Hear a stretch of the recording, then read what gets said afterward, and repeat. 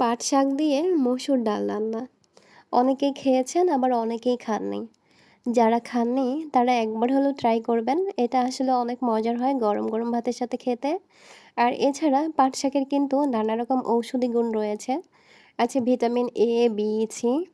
আর আমাদের শরীরে রোগ প্রতিরোধের নানা রকম ভূমিকাও কিন্তু পালন করে থাকে এই পাট শাক। আর নিয়মিত এই পাট শাক খেলে হজম শক্তিও কিন্তু অনেকটাই বৃদ্ধি করে। আর সবচেয়ে বড় কমন একটা সমস্যা হচ্ছে কি, অনেকের পেটে কিন্তু গ্যাসের সমস্যা থাকে।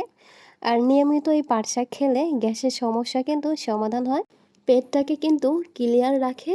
আর আমি এখানে আমাদের পাট ক্ষেত আছে, তো এই ভিডিওটা আপনাদের সাথে শেয়ার করছি। এটা হচ্ছে মিষ্টি পাট শাক, এটা আমার কাছে অনেক ভালো লাগে খেতে। তা 2 দিন 1 দিন পর পরই আমি এখান থেকে পাট শাক তুলে রান্না করি। তো ভাবলাম এই রেসিপিটা আপনাদের সাথেও একটু শেয়ার করি। তো এখানে আমি বেশ পরিমাণে পাট শাক তুলে নিচ্ছি। তো সবচেয়ে মজার একটা বিষয় আমার কাছে খুব ভালো লাগে, এই পাট শাক থেকে আপনি যত তুলবেন ততই কিন্তু এখান থেকে কুশি বের হয়, সেটাই আমার কাছে কচি কচি লাগে, তো সেটাই অনেক বেশি ভালো লাগে। তো পাট শাকের মাথাটা আপনি কেটে দেবেন, এখান থেকে ছোট ছোট বের হবে, সেটাই কিন্তু অনেক মজার। তো এই পাট শাক দিয়ে মসুর ডাল রান্না করার জন্য এখন চলে যাচ্ছি চুলায়। তো আমি এখন এখানে দিয়েছি পেঁয়াজ কুচি আর তেল দিয়েছি। এখন পেঁয়াজটাকে আমি একটু হালকা করে ভেজে নিচ্ছি। পেঁয়াজটা হালকা ভাজা হয়ে গেলে দিয়ে দিচ্ছি পানি।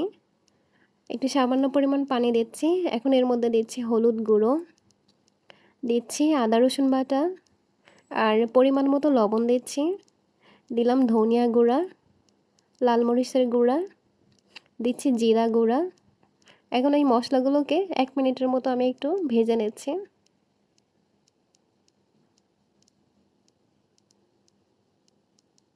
তো মশলাগুলো একটু ভাজা হয়ে গেলে এখন এর মধ্যে দিয়ে দিচ্ছি মসুর ডাল।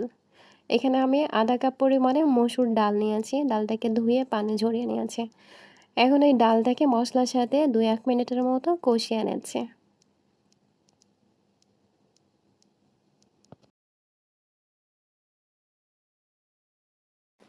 ডালটা কষানো হয়ে গেলে এখন এর মধ্যে দিয়ে দিচ্ছি পানি। তো এখানে ঝোলের জন্য একবারে পানি দিয়ে দিব।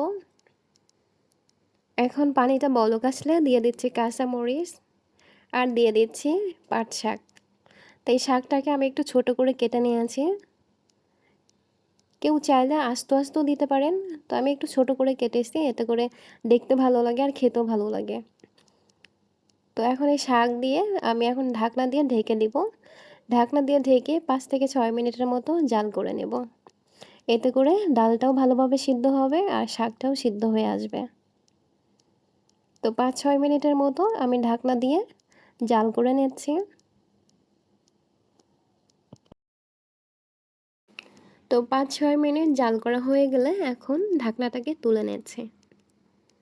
তো এই তো ডালটা কিন্তু ভালোভাবে সিদ্ধ হয়ে আসছে, আর ঝোলটাও কিন্তু অনেকটাই কমে আসছে। তো এখন এর মধ্যে আমি একটা টমেটো দিব। তো একটা টমেটো আমি ফালি করে কেটে নিয়েছি, এই টমেটোটাকে দিয়ে দিচ্ছি। তো টমেটো দিয়ে এখন আমি ঢাকনা দিয়ে ঢেকে আবারও 2-1 মিনিটের মতো জাল করে নিচ্ছি।